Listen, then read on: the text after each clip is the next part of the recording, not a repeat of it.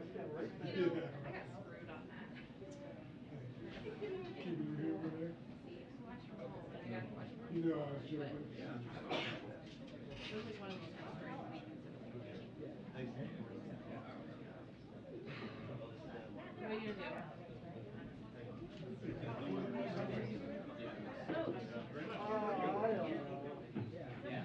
Oh, hey. How are you? 4,900? Yes.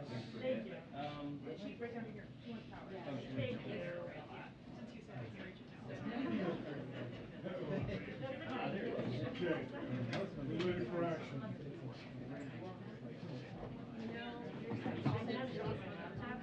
Thank you. Goodbye. This is what happens when you know the people. You good? Congratulations. Thank you. Maybe let's focus on Peter here. I was afraid of the alley. Like, I'm calling for like, I mean, I feel like there's an airport. I know. Thank you.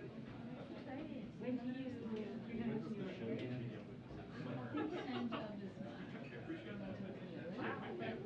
Kelly, congrats.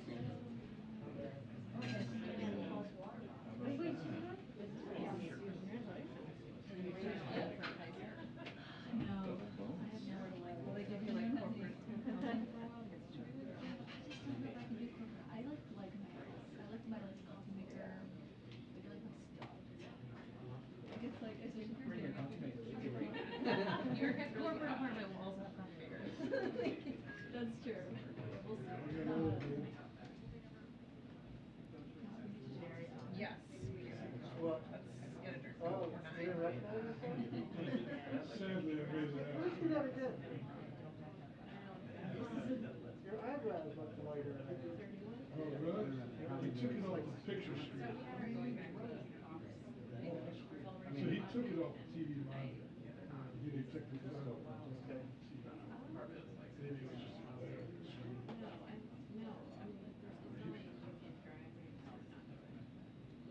I haven't died then yet. Well, no, they're not quite here. No, right. You might want to see the temple. I wish I took everything.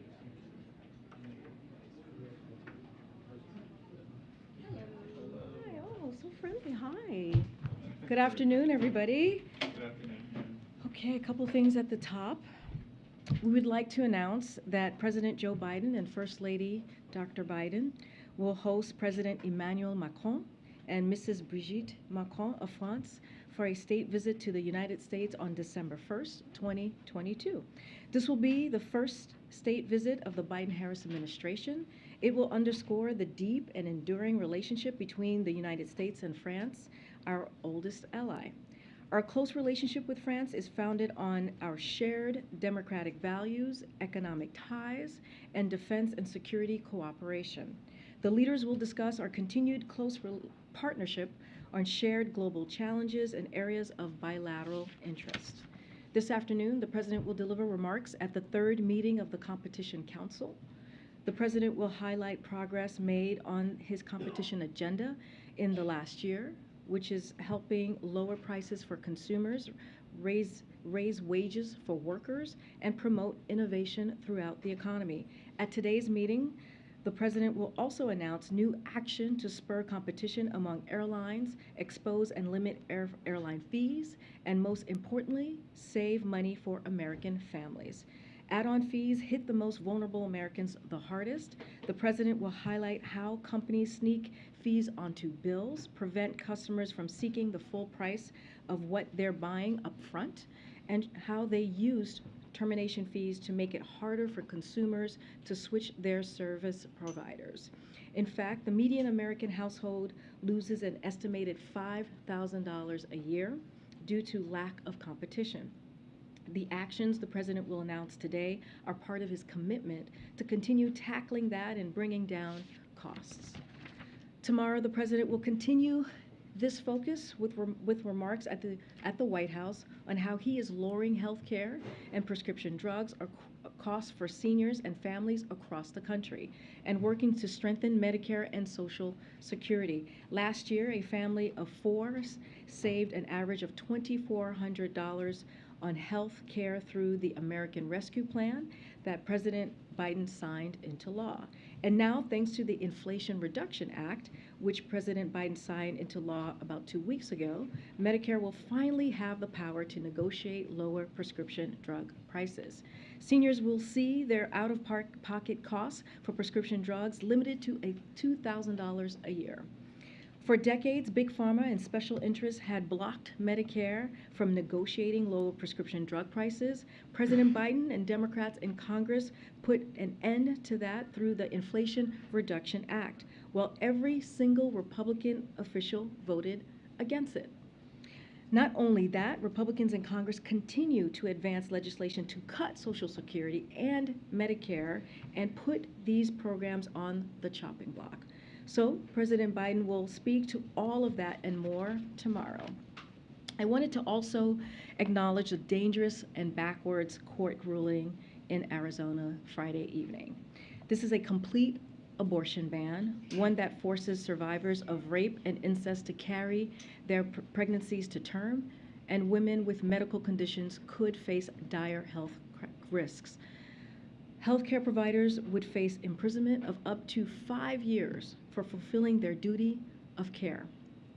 This ban would take Arizona women back to more than 150 years and subject them to a law from 1864, a time before Arizona was even a state. Arizona is now the 16th state where Republicans officials have stripped women of their rights through extreme, unconscionable, statewide abortion bans.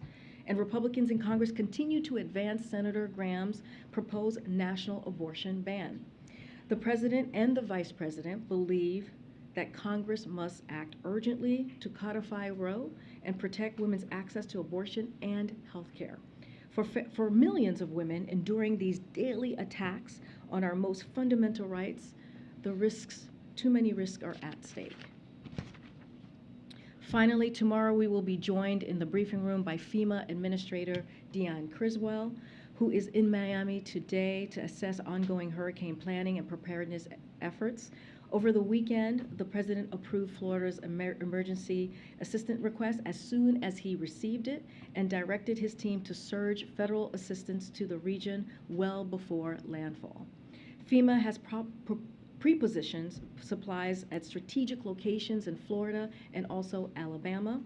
That includes generators, millions of meals, and millions of liters of water. FEMA also has staff on the ground supporting planning and preparation efforts. Tomorrow, Administrator Criswell will provide an update on the efforts underway in Florida to prepare for Hurricane Ian, as well as ongoing recovery efforts in Puerto Rico and also Alaska. We look forward to welcoming her, and she will be glad to give you the latest information and, of course, take all of your questions. Amar, you want to kick us off? Yes, thank you. First, does the administration have any reaction to former U.S. security contractor Edward Snowden being granted by Vladimir Putin Russian citizenship? So, since I believe there have been criminal charges brought against him, we would point you to the Department of Justice for any specifics on this. I wanted to also ask you about your just announcement on the Macron state visit. This announcement about a year after things got a little bit bumpy for a while in the relationship with the AUKUS announcement. I guess my question is, why France getting this first honor? How much of this is, one, I guess, has the relationship come full circle back to being in good stand? And was part of this about repairing the relationship? And then separately from that, it's a little bit late in an administration for the first state dinner, but obviously COVID was around. What's the calculation and how the administration thought about now is time to actually do one of these state dinners? So on your first question, we deeply value our relationship with France, which is, as I mentioned at the top, our oldest ally.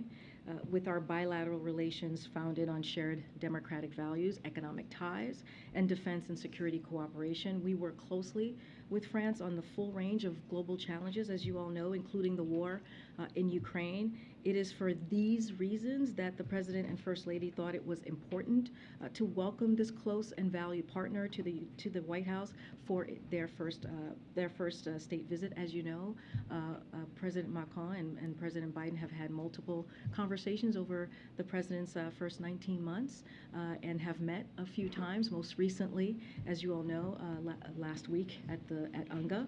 And so, again, this is a valued, deeply valued relationship and one of our oldest allies. On your second question, you're right, COVID certainly has delayed many of the in-person events a president traditionally hosts at the White House.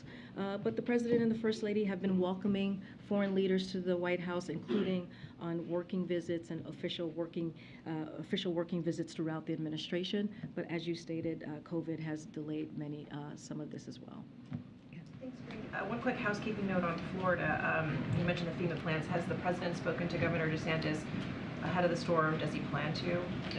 We don't have any calls to preview or that's locked in to share at this time. Okay. And I want to ask you about the new poll that was out this weekend, this ABC Washington Post poll. It shows 56% of Democrats want the party to nominate someone other than Biden, and for people under 40, 75% want the party to pick someone different. Is the president concerned by this? How's he digesting a number like that? So, as you know, I'm very limited on how I can discuss any kind of elections. I will reiterate what we have said many times from here, what the president has said many times, even recently as his 60-minute interview, is that he intends to run. Don't have any more announcements on that. But look, the president will say, as I am saying right now, is his focus is not on himself. His focus is on continuing to deliver for the American people. After taking action, I just talked about the Inflation Reduction Act, how important Medicare is now going to be able to negotiate, be able to lower cost for our seniors, and how important it is. Cost is going to go down as well as it relates to energy bills. I mean, these are things that the president has done for the past 19 months, making sure that manufacturing is resurgent. We saw that in the New York Times article, and we have been able, in the first 19 months, about 700,000 jobs, manufacturing jobs, have been created right here in this country because of the work that this president has done. And, you know, I said this at the top, we have done everything that we can. The president has made lowering costs for the American people a priority, has made the economy a priority for the American people. And you think about the American Rescue Plan, Republicans didn't vote for that. You think about the Inflation Reduction Act, Republicans didn't vote for that. In fact, they put forth an agenda that wants to take away the gains that we have made by winning against one of the most powerful special interest groups. But you just ticked off this list here, but the poll actually shows that the president is deeply underwater when it comes to the economy. Is there anything the White House plans to do differently? Do you need to do the midterms are in 44 days? Does there need to be a course Again, correction? I can't talk about the midterms. I'm about to answer your question. Give me a second here. Again, I have to say this, right? I cannot talk about the midterms from here because you did mention the midterms. What I can say is, and we talked about this in our August memo, we are going to go out there, not just the president, the vice president, the cabinet secretaries, you have congressional members in their district as well, and we're going to talk about how we have delivered for the American people. Here's the thing, when you think about Medicare, you think about Social Security, you think about the pieces of legislation that we have passed, they are very popular with the American people, with Republicans and Democrats. And so that is also important to note. So look, we're going to keep getting out there. The president loves going out to states across the country, to communities across the country, talking directly to the American people, and that's what we're going to do. I understand what you're saying about the poll. I understand what you're saying about the president's numbers, but what we are going to focus on is how we are going to continue to deliver for the American people, especially at the most important things that matter to them. Lowering costs, making inflation a priority when it comes to his economic agenda, making sure we don't leave anybody behind, build an economy from the bottom up, middle out, and that's going to be the president's focus. Karine, does the White House have a reaction to the school shooting in Russia today? So, of course, We condemn any violence. That's something that the president always calls out. Is important that he feels it's important that we speak out, especially when you hear about violence in schools. So I'll leave it at there. I'd also like to return to a topic that we broached on last week in the briefing about the British Prime Minister's economic plan. The British pound is falling significantly, in part also because of the Fed's actions here on the dollar, but also in reaction to her plan. The president has often and regularly criticized trickle-down economics. Is he a fan of her plan, and is there concern about the volatility in the currency markets? So I'll say the first part is, and she said this, I believe Prime Minister Truss said that, when she was asked on one of the Sunday shows yesterday, and she said that the United States is one of their closest allies, and we will say the same. The UK is one of our closest allies, and so we will leave their policy decisions to themselves. But to your question about the pound, so on Friday, as you all know, the president and the vice president met with senior members of the economic team and got an update on the global economic developments, as they regularly do. Our economic team reported that because of our economic strategy, which is focused on long-term growth and investment, increased manufacturing, and fiscal discipline, we are able to navigate these challenging global times from the strongest possible position. The American Rescue Plan helped us recover from within with twin health and economic crises we were facing better than most other economic major economies. Remember, we are all dealing with global challenges just clearly around the globe. And as the president's economic legislation, including the infrastructure law, the CHIPS Act, and the Inflation Reduction Act, are encouraging investment right here in the United States. I just mentioned a moment ago how 700,000 manufacturing jobs were created just in the U.S. In the last 19 months. A lot of that is all of that really is because of the work that this president has done.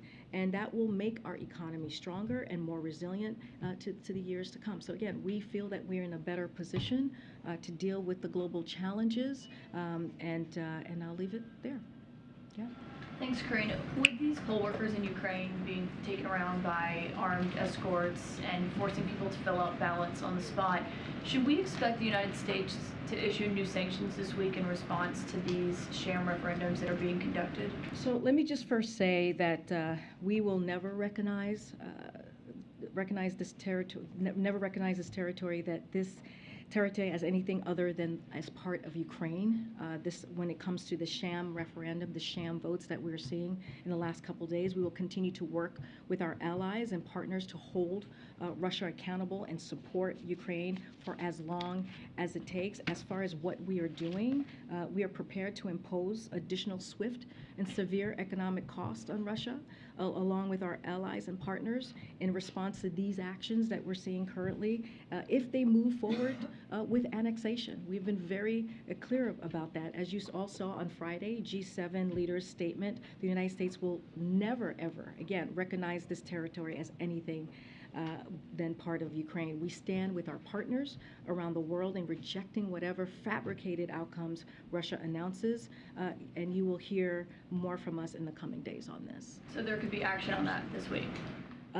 Look, we'll hear more from us in the coming days. Again, these referendums are a flagrant violation of the international law. You heard that directly from the president at UNGA last week, and it's an affront to the principles of sovereignty and territorial integrity that underpin the international system and are the foundation of the United Nations Charter. You heard the president say that specifically just a few days ago. And with the warnings that we saw from Jake Sullivan, Tony Blinken, all of these figures yesterday about the catastrophic warnings that they say that they've communicated to Russia if Russia chooses to use nuclear weapons in Ukraine, does the United States believe that, even if it's still low, does it believe the chances of Russia using nuclear weapons is higher now than it was in February and March, given what's happened on the battlefield? So as far as any evidence or the chances, look, we haven't seen that at this time. We take these threats, though, very seriously, but we have not seen any reason to adjust our own nuclear posture at this time. So again, haven't seen any evidence of it, but we take this incredibly seriously. On the issue of the president speaking with Governor DeSantis, we saw them side by side a little over a year ago when they were together with the Surfside incident and so forth. Does the president think it's important when you have this nature of a threat to millions and millions of Americans to have a conversation with a governor? I know there's a lot of administrative and bureaucratic steps that are in place to provide resources, but does the president believe it's important to speak to a governor in these circumstances? What the president believes is that it's important that federal resources is provided for the people of Florida. That is the most important thing, to make sure that we are there for them in this time of need, and that's why the president reacted right away to make sure that that we are able to surge resources before, and he did this before landfall. And so that is the most important thing. It's about the people of Florida. It's not about public officials, especially in this time. And so, again, the president, as president of the United States, as president for folks in red states and blue states, he's going to keep that commitment. And you have seen him do that over the course of the 19 months when there has been extreme events, extreme weather that has happened, again, in blue states and red states. And he has done his job as president to make sure that we are there for the people in the state. Is there any concern if there is a perception that there might be politics or personalities or disagreements among individuals that would get in the way, not so much of the flow of the information, but if people are wondering, is there anything that could stand in the way of the response if a president and a governor might not speak? He didn't speak to the governor of Mississippi during the water crisis with Jackson. Thus far has not spoken to Governor DeSantis. And that's a perfect example, Kelly O, when you mentioned the governor of Mississippi. You're right, they didn't speak, and we still were able to deliver for the folks in Jackson and for the folks of Mississippi. You had our EPA administrator on the ground, you had FEMA administrator on the ground, and not just them, but also folks who work for those two agencies. And you had the Army Corps of Engineers. And so we put the full power of the administration. We surged resources on the ground to make sure that we did everything that we can to help the people of Mississippi. This is the same. There's no difference here. We're going to do the same in Florida as we've done in other states. As I mentioned, Administrator Griswold will be here tomorrow. She is in Miami as we speak, as I speak currently, and she'll be here and she will lay out what we as an administration is doing for Florida and other states like Alaska and any others that need our assistance at this time, and she'll lay that out and answer any questions that you all may have. Thank you. I have a couple questions. One is, I know last week you were asked about Puerto Rico and any plans that the president may have to make a trip down to Puerto Rico. Is he planning to go? Can you provide us any guidance on that? Sorry, I'm having a little bit of a hard time hearing you.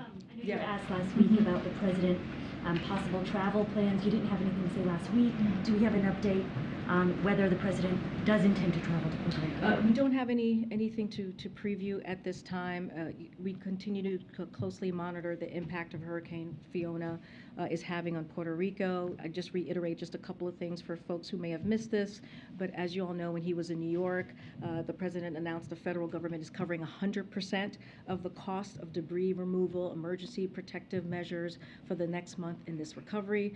The president also increased critical needs assistance from $500 to $700 to support individuals and families with immediate or critical need as a result of being displaced from their primary dwelling. And as of today, there are hundreds of federal response workers on the ground in Puerto Rico supporting operations, planning, power restorations, debris removal, and urban search and rescue. As far as travel, we don't have anything to share at this time. And then also on Iran, we saw continued protests in Iran over the weekend. I know that last week we did get indications from the State Department that there were efforts the United States was taking to ensure internet access remained available.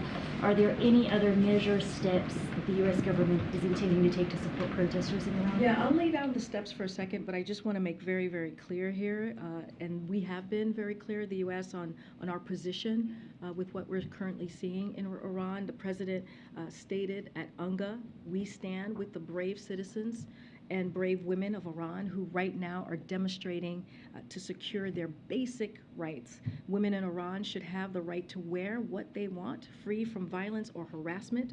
Iran must end its use of violence against women for exercising their fundamental freedoms.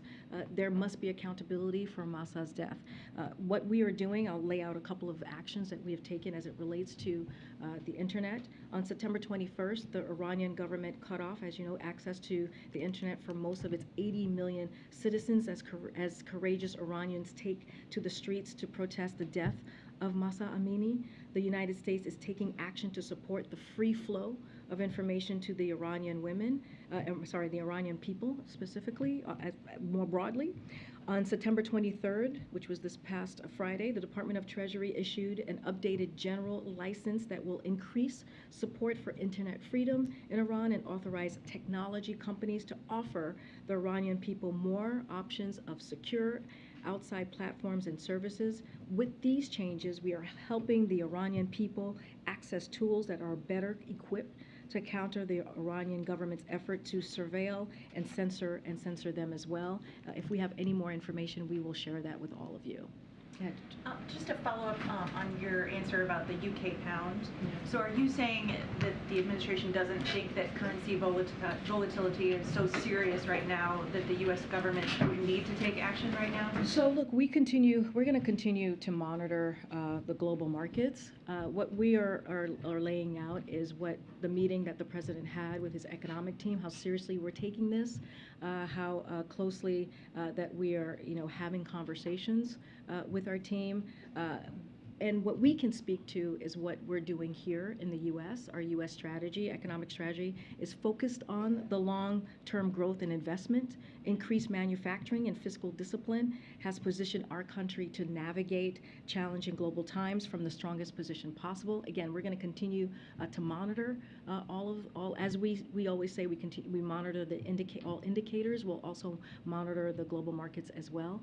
But what I can speak to is what we are doing here to take on these global challenges, as we have been for the last 19 months. Thanks. And then on the president hosting the Atlanta Braves today, wondering if you or the president has any thoughts about some of the controversial about the team name, the Braves name, the so-called tomahawk chop. Any thoughts on that? So, look, we believe that it's important to have this conversation. And Native American and indigenous voices, they should be at the center of this conversation. That is something that the president believes, that's something that this administration believes, and he has consistently emphasized that all people deserve to be treated with dignity and respect. You hear that often from this president. The same is true here, and we should listen to Native American and indigenous people who are the most impacted by this. Thank you, Karine. Two questions. One on Italy. How do you foresee future cooperation with the right-wing coalition that won the election in Italy yesterday?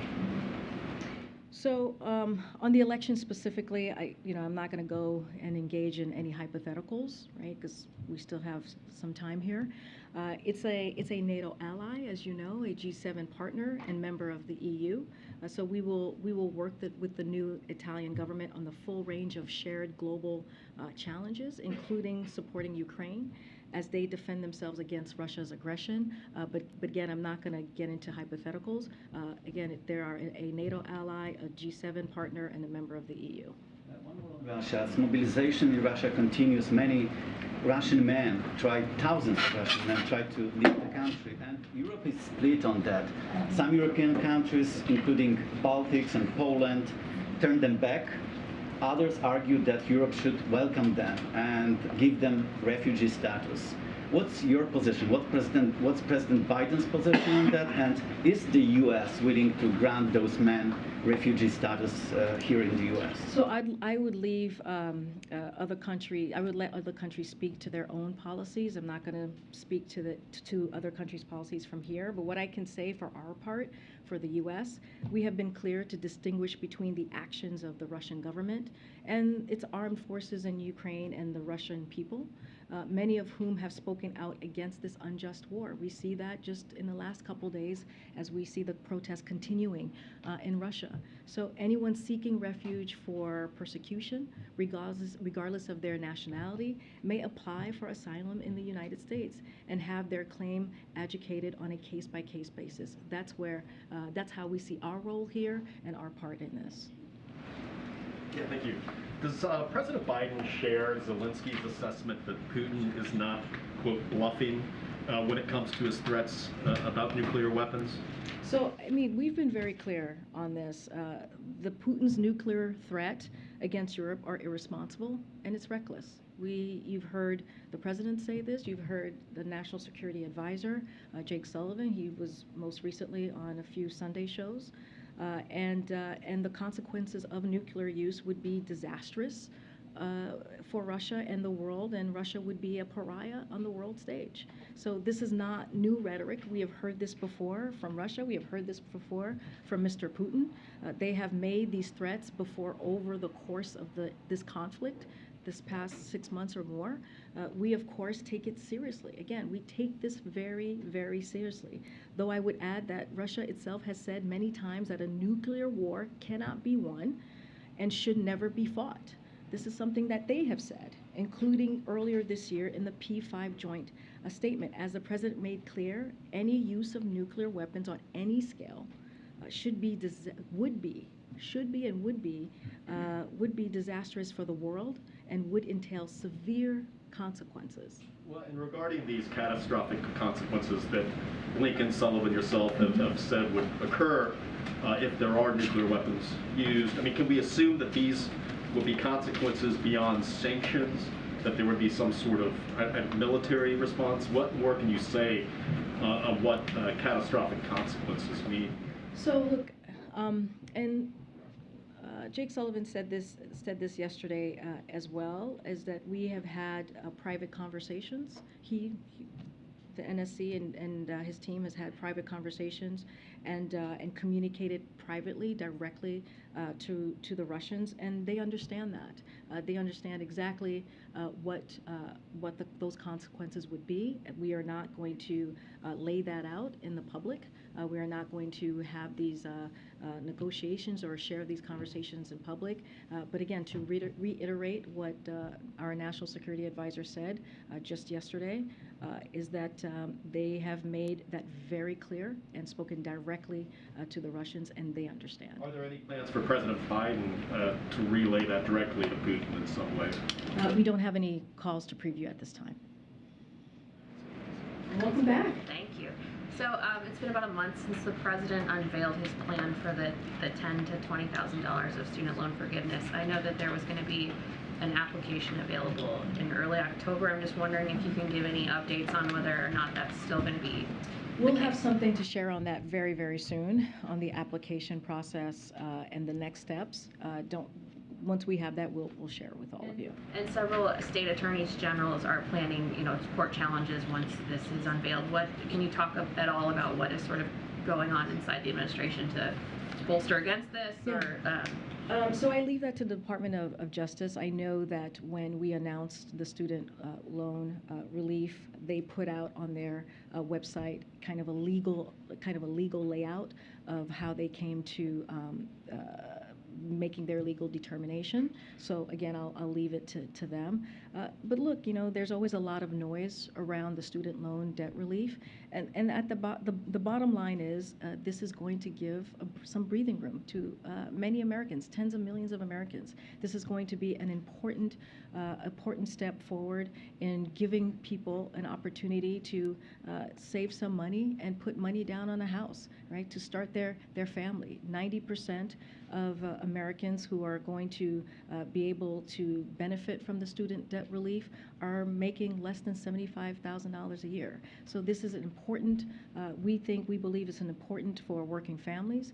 It is important for people who are just looking for a little bit more of, of help in their everyday lives. And then my second question is on this framework House Republicans unveiled last week. Should they take the House after the midterms? I know that senior Republican leaders have been touting a lot of these different bullet points, investigation power, hiring more police officers, the Parent Bill of Rights. Like, what are you all thinking as they keep playing up their framework and giving interviews about it? I mean, what is the Specifically about the GOP agenda, or can you? Yeah, I mean, I think the subpoena power and the power to investigate is probably, I would imagine, a concern inside the White House. But I'm wondering, you know, as you watch these Republicans talk about it, what is the thinking?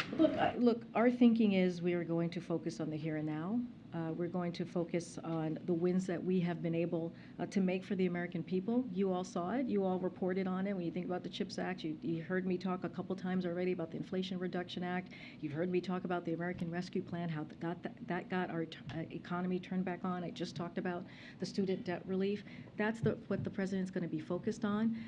Whether, you know, the GOP take the House or not, again, I have to be careful what I say from here, from the podium. That's a hypothetical that we're just not going to entertain at this point. At this point, we're going to make sure that we are doing everything that we can to lower costs. And, you know, I will say this: Republicans are doing the complete opposite. They're not wanting to lower cost for the American people. Again, voted against the American Rescue Plan, voted against Inflation Reduction Act that helps lower cost for the American people. But again, we're going to stay steadfast in making sure that we continue the work. You have 2 o'clock out. Can you take a few more? Yeah, I'll take a few Karine. more. It's been 2 months, Karine. Go ahead. Is the White House confident that a government shutdown will be averted at the end of this week? So look, and I've spoken to this a couple of times. We believe that this could be averted. This is not the first time that we are in a position where you know, we're talking about the CR. It was done last year, and it could be done again this year. So we encourage Congress to get it done. Is the president going to be talking to lawmakers this week to try and push things over? Don't have anything for you to preview at this time on any conversations that the president is having. I can say this, and I've said this many times before, we have our teams here in the various departments who are having regular conversations with members of Congress and their staff in a bipartisan way, because we think this is something that should happen and needs to happen. Can you give us an update on US aid to Pakistan? And can you also tell us to what extent the US is worried that catastrophic flooding in the country, a country that's nuclear armed and with a history of military coups, could lead to political instability and a security concern? So, would have to go back to the team to get any more specifics on what we have talked about already about the aid that we have provided for Pakistan. We have been in close communications with folks and making sure that as they're dealing with the flood, as the people of Pakistan are dealing with the flood, that they have you know, aid, especially from us. Don't have any specifics on anything else that beyond of what we have already shared, but I'm happy to check with the team and lay out and get some more updates for you. Is there anything you can say on the kind of concerns that that a humanitarian issue could lead to a security? I mean, we always have that concern. That's something that we monitor very closely. Just don't have anything more to share on what we've already laid out. Senator Rick Scott has a bill that he's proposing that essentially is supposed to require universities with high endowments to pay some of the financial aid when it comes to tuition. Does the administration, have they seen the bill? We were told by Rick Scott's team that they sent a letter to the administration. Have you seen the bill? And does the administration believe that universities do have some type of responsibility when it comes to lowering the cost of higher ed? So I have not seen this bill. I would have to talk to our Office of Leg Affairs on this particular piece of legislation by Rick Scott. Look, we have been very clear, and so has the Department of Education. The secretary there has said, you know, has put into policies and processes in place to make sure that universities are playing their role and not raising costs on students in universities. But I have not seen this piece of legislation, so can't comment on it at this point. Thank you, Karine. Does President Biden think America's big cities are safe? Can you say more? Well, we know that thefts and robberies are up about 20% in the first half of this year, so I'm wondering if he thinks America's big cities are safe. Are you talking about the New York Times story specifically? Or Yeah, is that they what you're had some referring to? stats. The murder rate's still 30% above its 2019 level. They're all from the Council on Criminal Justice. So we've seen some high-profile examples of this. The Washington Commanders running back was being mugged. He got shot. Karen Bass, member of Congress, had her house robbed. These are high-profile people. So should everyday Americans who are not in the public eye feel safe? So I'll say this, that same story also stated that the crime is complicated and multifaceted. Look, this is a president who has secured historic funding to make sure that law enforcement has what it needs, especially, and he was able to do this in the face of opposition from Republicans during a time where he inherited a rising crime rate from the previous administration. The president put forth the American Rescue Plan, and in that very plan, there was more than $300 billion to go to local states and local cities to make sure that they were able to hire law officers. They were able to hire firefighters. They were able to hire people that were critical to their needs as they were dealing with a pandemic. Republicans voted against that. So I guess just the original question, does President Biden think America's big cities are safe? It is not a yes or no question. It is very much a question of what has he done? That's how we see the question, is what has he done to make sure that cities, and it doesn't matter if it's a big city or a small city. It doesn't matter if it's in a red state or a blue state. What matters is that we have the funding and we have done the work, put the policy forward to make sure that these cities, whether it's big or small, have what they need to protect their community. And that's what this president has done, again, without the help of Republicans. And my last one on this. Jen Psaki says that crime is a huge vulnerability for Democrats. Why would she say that?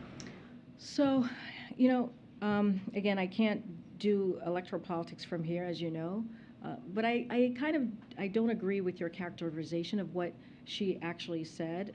But I'll say this, and I've already said this already. The past few months, what we've been able to do is create a pretty much clear split screen of what we are doing to deliver for the American people and what Republicans refuse to do. We are making sure that we have Medicare and Social Security, and we make sure that the big pharma is not upping cost for our seniors, right? And making sure that we give them a little bit of breathing room. And you have Republicans who want to cut Medicare. They want to sunset Medicare. They want to sunset Social Security. You have this GOP agenda that was put out by the House, where they want to go after the Inflation Reduction Act, which will have an effect that will actually hurt Americans. And so I think there is a stark contrast here that we've seen the past several months, I would argue the past 19 months. And this is the last question. I know we have to, 2 o'clock we have to go. Go ahead. Thanks, Karine. Just wanted to ask you about this pretty extraordinary open letter sent to the President by the workforce of the Office of Inspector General at DHS.